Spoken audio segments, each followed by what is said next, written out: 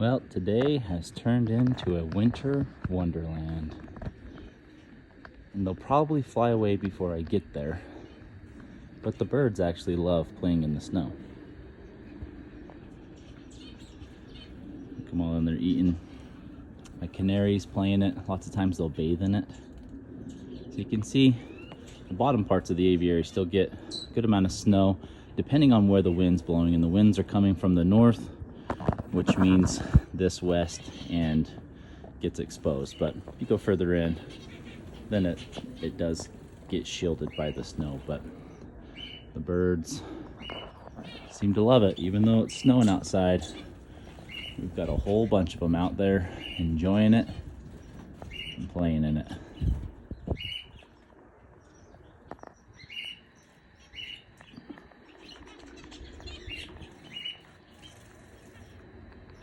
And if they get too cold, they fly in the window.